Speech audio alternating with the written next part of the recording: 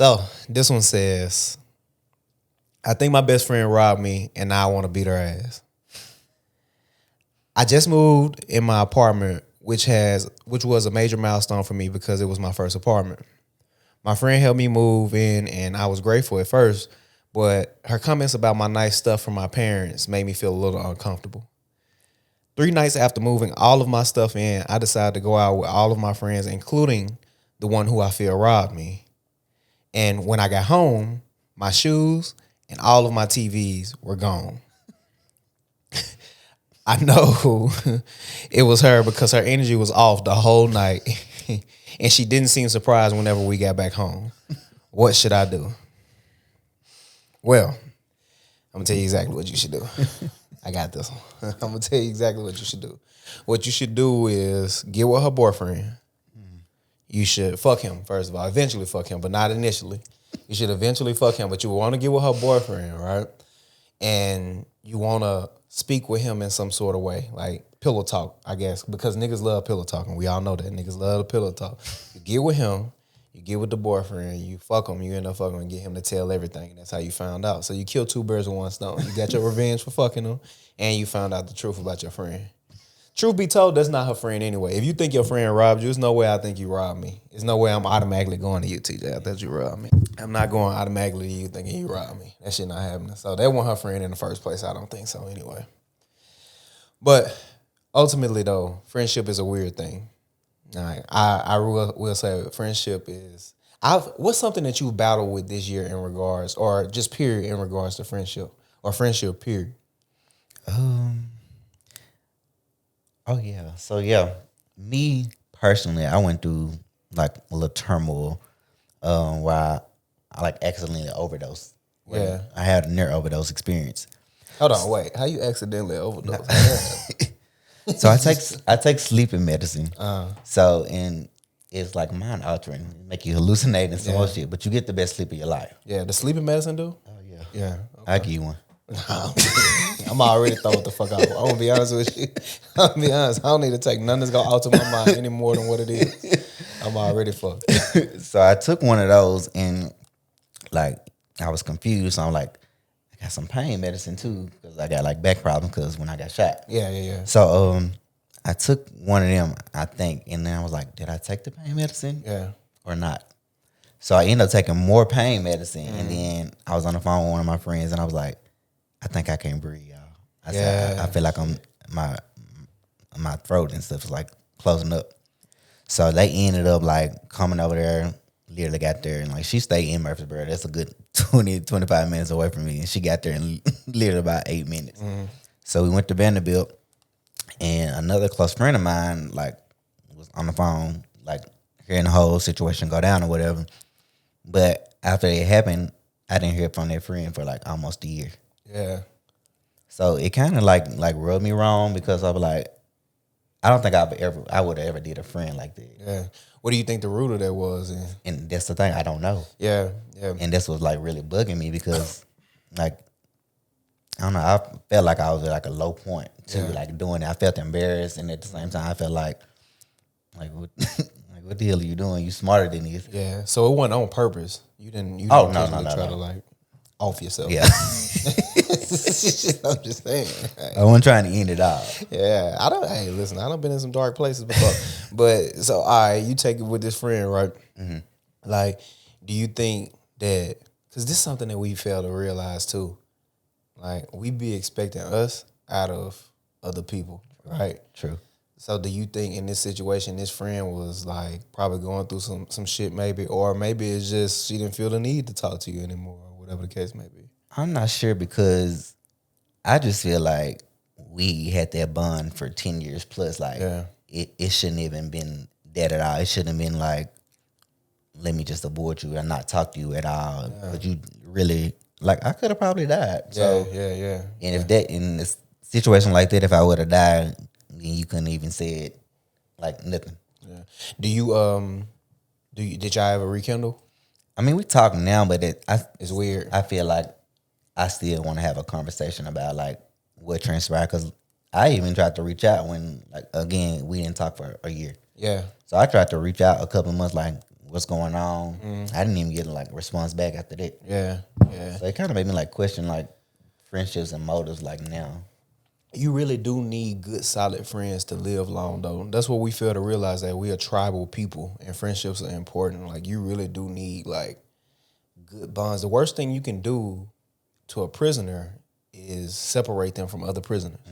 Put them in a hole. That's the worst thing you can do to them. And that shit fucked them up. Like, that shit fucked people's mind up being away from other people. So, I think friendships are important, though. What do you learn from these situations though when you're going from this shit? Because surely all of this shit is a learning lesson, no? Oh, most definitely. I just feel like you have to, I guess, basically like, what I'm trying to say is like trying to like be guarded sometimes, but at the same time you feel like you shouldn't do that with your friends. Because to me, I treat all my friends like they damn near my family. Right. So I never want a friend to feel like they alone in anything. I always want my friends to call me about anything, because I feel like I'm like a multi-personal friend, a multi-purpose friend, because I'm the friend you can talk to about anything. I'm the friend we gonna go out, have a drink, have a good time. Yeah. I'm like, the most people I deal with now, I feel like they only call me with their problems, because I see them on social media. They be going out and clubbing, but 10 minutes ago, you talking about you about to get evicted, but you but you out of the club. You at the club and shit. So I'm confused, like, I don't know. I just Bitch, get it together. I just the way my heart and mind set up. I just wouldn't do half the shit some people do to me. Yeah. Nah, I mean, you can't. You wear your heart on your sleeve too, though. You gotta, like, listen. I ain't saying tuck that bitch, but I am saying this though. I am saying like, you can't be giving them like so much access. You know, at the same time, man, don't take shit personal, bro. People fucked up. If I don't listen, I think I'm depressed, bro. I'm serious. That ain't funny. But no, you laughed. So it gotta be funny. Like, I mean, why do you think that though? Because like I just turned 31. Crazy. First of all, I just turned 31. How old are you? I'll be 32 in like Fuck. 2-3 weeks. Shit. Old ass nigga. So I just turned 31, right? I just turned 31. And at this moment, I should be, not at this specific moment, but at the moment of me turning 31 on my birthday, that whole entire weekend, I went to a comedy show, went to Atlanta, I did all of this stuff. I should be elated. I should be basking in it. I should be throwing back shots, shit, dropping dick. That's what should be going on, No comment. bro. That's what should be going on. But this is the thing. I just felt like I was just there in emotions. Like, I'm laughing, but I'm numb. It's like a cloud over me. It's like, what the fuck is going on with me? Why can't I enjoy myself right now? And I'm like, am I depressed? And that's the thing. As people, we don't even have the tools to even know if that's what's going on with us. I don't even know. I don't know if I'm depressed, but I feel like that may be it. You know? And I'm fucked up out here. Do you have people like an outlet? It's like even friends or like family or This show my outlet, you know, but as far as talking to, listen, my family is fucking retarded. Okay? I'm gonna put it out there. Like, I don't know if they watch this shit anyway. Like, but they fucking retarded. And so am I, right? Right? Like, them motherfuckers is like, half of them probably depressed too. Like, I can't come to them. I can't come to them and tell them what's going on because a couple things can happen with family. This shit can get misconstrued and this nigga depressed, he blah, blah, blah, blah, blah. Or I could be made fun of. I could get laughed at. I could be not taken serious. I could be made to seem as if I got a problem. I just don't think my family is the best group of people as a whole to bring that type of shit to. And like I was literally on the phone with my friend telling her like it's important to have friends separate from family because sometimes you have to vent about your family to your friends and like vice versa. So I just feel like you need that outlet just so you won't snap. And a lot of people, because like now people can't even really afford therapy because they charging now. Like my insurance used to pay for it free. Now they charge me like $155 if I want to go to therapy now. And I'm going to tell you something.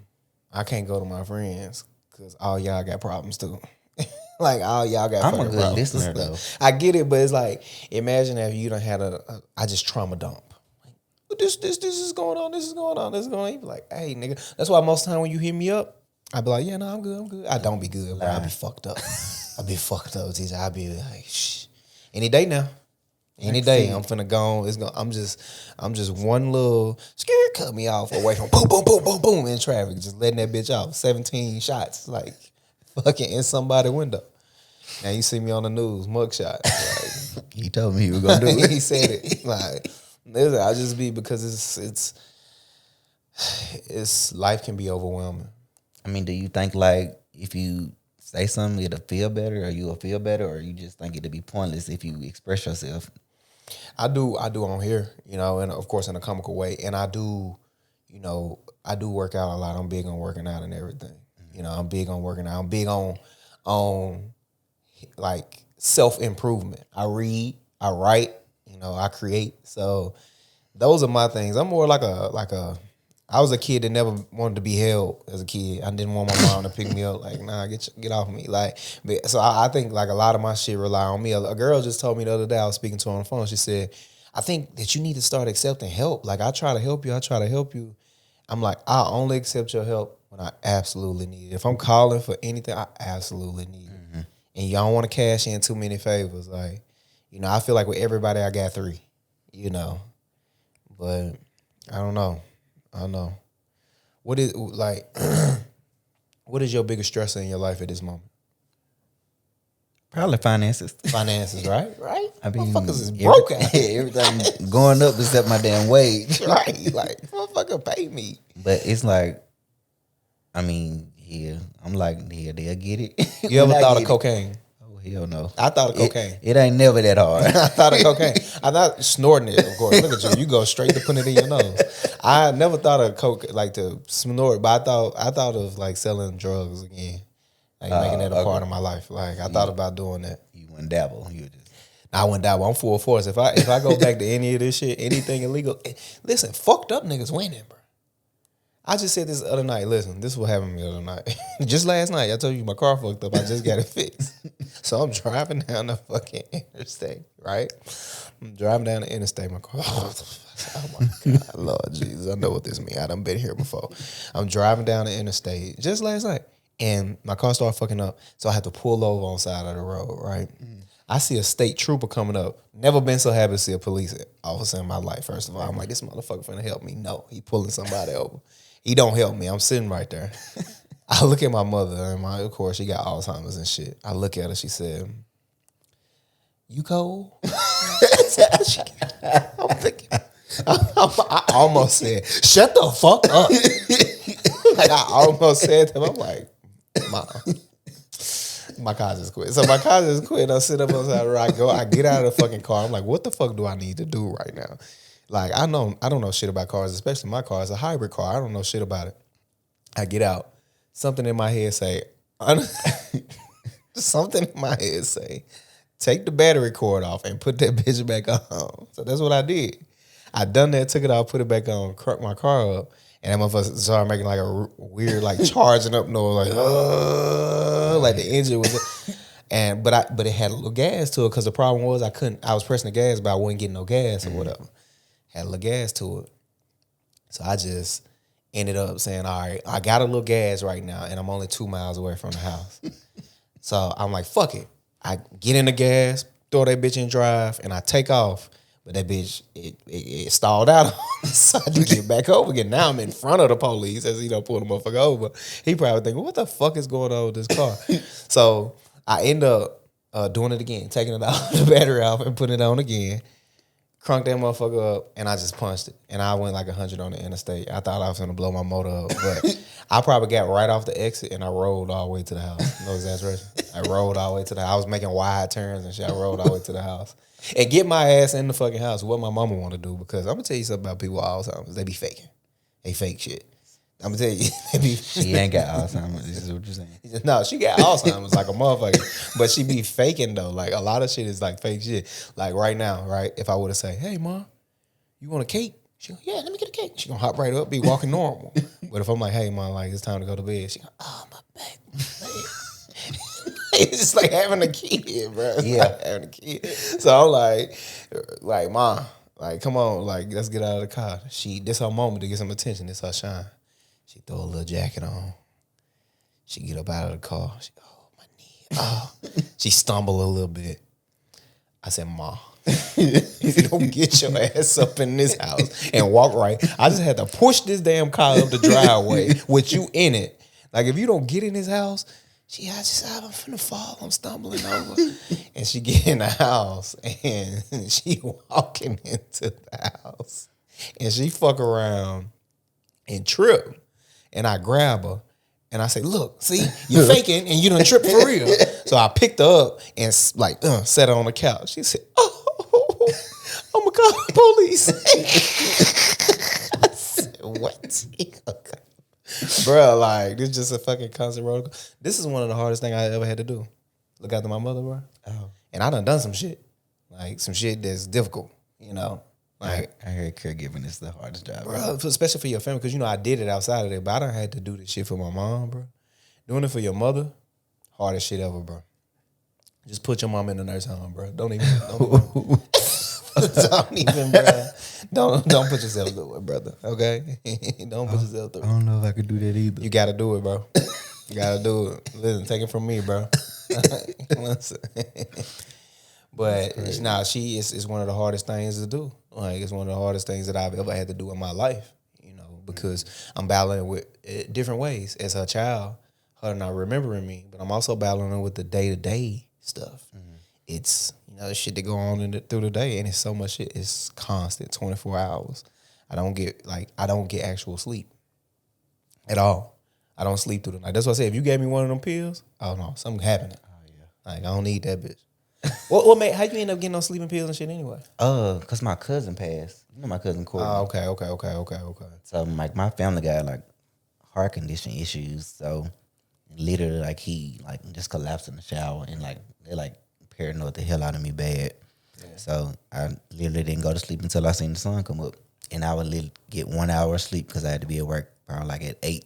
Mm. So I see the sun come about 6:30 or so, and I sleep till like 7:30 and had to go to work and work 8 hours. So why was night so bad for you? And what the hell was you doing at night? Playing maracas or some shit? Like, what the fuck was you doing? I was either watching TV or playing video games. Like I'm like definitely like afraid of death. Like, I'm paranoid about it. Like I just really like I can't just like die being awake. But I'm like if I see the sun, I feel like I made it to another day. So I feel like I'm gonna be good that whole day. Yeah, I get it. The sun is symbolic for like I made it. Like I'm good. The sun is up. The sun is out. Were you afraid of the dark as a kid? Mm-hmm. Yeah. Okay. I think that something like that, it may be rooted in like people being afraid of the dark and stuff like that. Maybe because of seeing the sun come on. Okay. Let me ask you this then. When you're not getting this sleep, or now that you actually taking this medication to get this sleep, do you feel like you rely on it? Yeah, I'm very dependent on it. Yeah. Like I can't sleep without it. Yeah. Damn. Do you think that's good though? Oh, hell no. Yeah.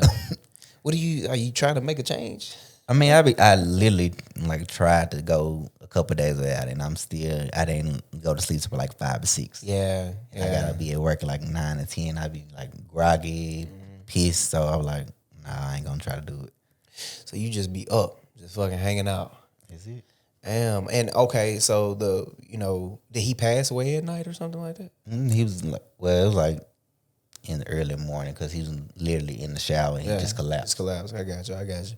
I want to know what's the root of that though. Like, what make you not want to sleep? And why? First of all, why are you afraid of death? Cause I just don't know what's after this. Yeah. Cause you think it's hell. For you, what's going on? Bro, I don't know. Nah, bro. I'm a crazy motherfucker. I did some shit. I probably won't even make it to the gate. Shit. It's just like I don't know because it's like different religions, different like shit. Like I don't know. I don't know if I'm doing everything good enough to get to heaven, you know. Yeah. I mean, but what if you do go to hell? It's just, it's just hell. Just go to hell. Just hell. Just go to hell. I'm there every damn day. Listen, I don't know. I ain't saying I want to go, but I'm just saying like exactly. I don't know if I used to always think I was gonna die early. I used to feel like I was on borrowed time. I used to always feel that way. Scott said he used to hate when I used to say that shit. I used to feel like I was on borrowed time. I feel like, I was limited in my time here. And I feel like I was gonna like die a martyr or something. Or end up dying like being like Tupac or somebody like that. Make a big impact on the world and just fucking get up out of here.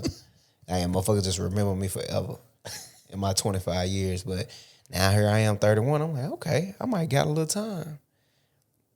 I was talking to Tyra, the mother of my child. I was talking to her. I'm like, she never had friends that died. And that just seems crazy to me.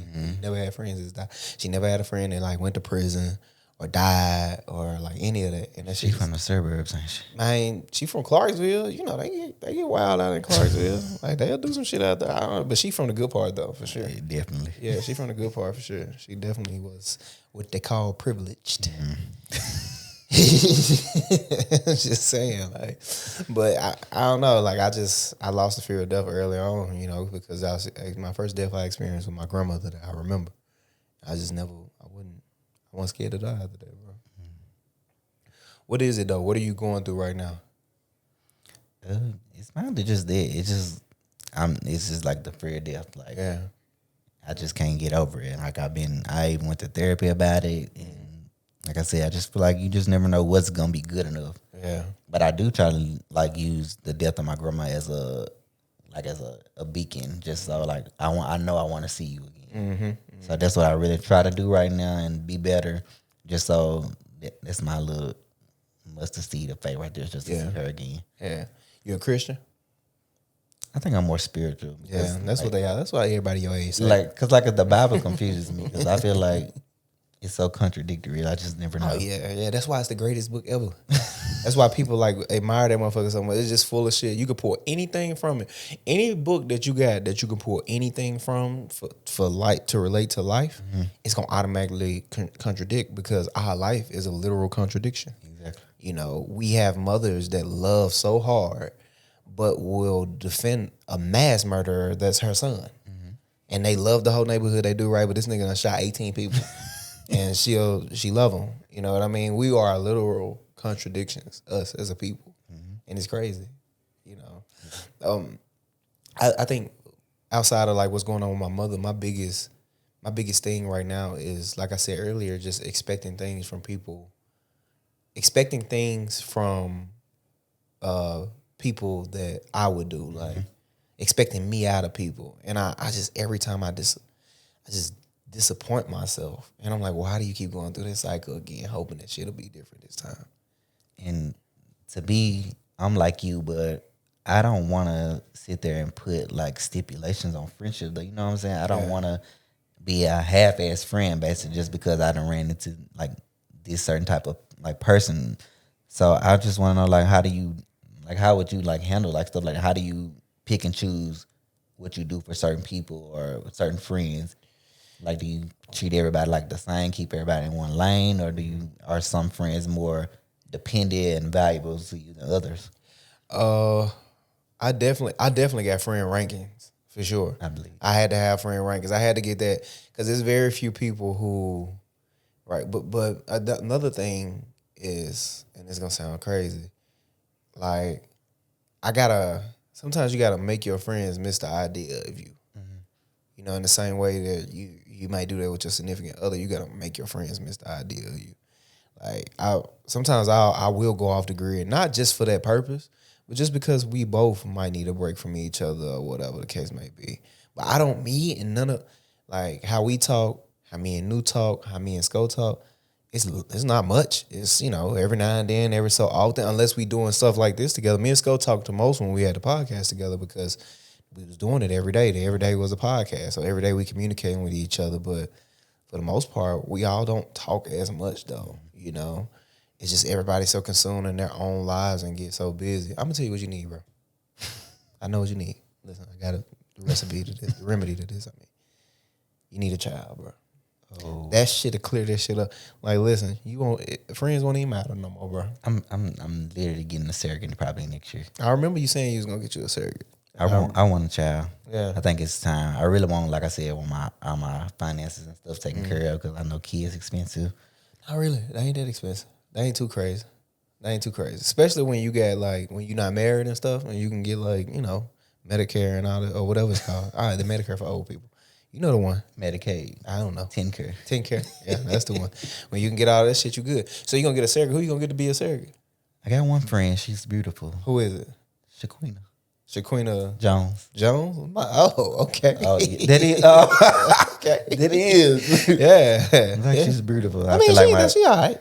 Nah. I feel like I want a little girl, and I feel like my daughter gonna be beautiful. Yeah, I mean, Kiki, all right, you know. Whatever. Quit saying it. She all right. Yeah, all right. But if you're watching, listen right now, Kiki was my high school sweetheart that I often talk about on this podcast. And sometimes I disrespect her. Nah, I'm just talking shit. Nah, Kiki, all right though. She cool. I think she agreed to do that shit. Mm-hmm. Damn. We agreed on the payment plan. I don't know how I feel about that, bro. Just choose somebody else. Why? She can't be your baby mama, bro. She just gonna be. She gonna be your baby mama, bro. I mean, she ain't gonna be involved in nothing that me and my child gonna do. Like, I don't know. Yeah, good luck with that. Trying to keep a woman out of that shit. I ain't gonna lie. And good luck with her ass too. Shit, she Kiki cool. Yeah, Kiki alright. She alright. You a big country. I'm saying she alright. Like, I fuck with Kiki. She cool. You know, she ain't do nothing. Just rip my fucking heart out my chest. That's all.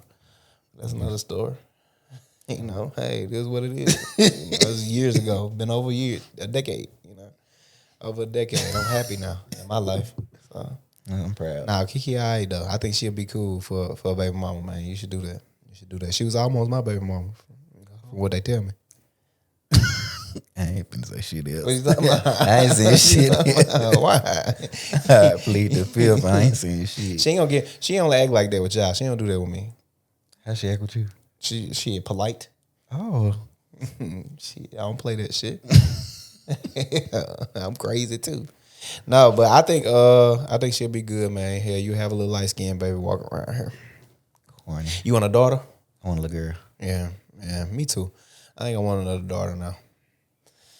I think I want a little daughter out here. But I'm gonna turn her into a dyke though. Why? That don't even make sense. Experiments. That's what you do with kids. You just experiment with your kids. Like, get her ass on give her some testosterone or some shit. Confuse her. Just fuck her up. No way. Why surrogate though? Why not just have sex with Kiki, bro? Oh. We cool, but we ain't that cool. Bro, have sex with her, bro. No. I done it. We know. And look at your heart was broken. Nah, it wasn't broke. It wasn't broke. It was pretty good. It was pretty. My heart was okay. My heart was pretty good. I ain't gonna lie. I was in college and shit. I ain't care. You know me. I don't be caring about stuff for real. Especially not like people outside, like my friends and family, like, or when somebody do something, it's like, you know, all right. And I fucked up too. I fucked that up most of the time. If I'm being honest, I fucked up every one of my relationships. I don't know how Tyra's still hanging on. Shout out to her. I don't know how she's still hanging on, brother. This shit get real difficult sometimes with me. That's crazy. Yeah, I ain't gonna lie. I fuck it up. Today I just might have time. I might be like, you know what? Motherfuckers played with me 2 years ago. Today I got time for this shit. All right, motherfucker played with me 2 years ago and I ain't forgot yet. I don't want to be a part of it. Then you believe in the Zodiac stuff? I hate that shit. Yeah. I don't want you being a Leo, making it okay for you to be a fucked up person. Yeah, because you're a Leo. Me and Kiki, shit. we both Sagittarius too. Or as some people will call them, Sagittarius.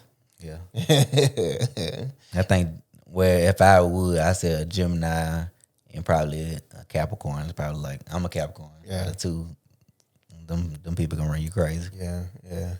Nah, people just fucked up anyway. It ain't because of when they was born. People just assholes though. People really is assholes. And I figure that shit out more and more every day.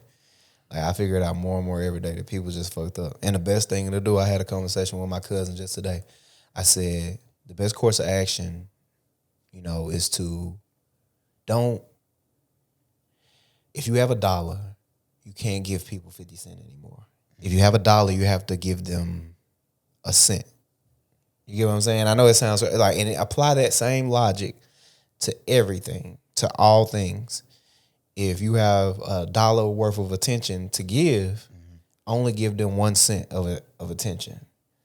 Don't make yourself so available to everybody and so many people, because what starts to happen is you start giving and giving, and especially if you give them more of your quote unquote dollar, it ultimately makes you less or creates a deficit in you. And that's just something that you can't sustain. Nobody can sustain it. And you get tired out with friends and shit. Yeah. I think I got to train myself to do that because, like I said, my heart is so big when it comes to my friend because I just know a lot of people don't have that outlet like that. Yeah. So I really do try to be all things for all people. Yeah. So it's kind of hard for me to just to like put people on the back burner when I know I mean, it could be their breaking point. So, yeah. But let them break. What happens if you start pouring inward? Like, what happens then? Imagine like the superstar you would be then. You get what I mean? yeah. I mean, if I pour more into myself, and like, I do feel like I achieve greater. Yeah, like imagine then, like all things that you, and therefore, what happens is when you pour into yourself and you're able to become that beacon of light and hope to all people. What happens is you can start helping more people, people that you won't know, and you'll start helping people who will never know you, the people that will only know you by name, your grandchildren, your great great grandchildren, and so on and so forth. Like you could be an immense help if you just first pour into you. I think that's what we need to start learning how to do.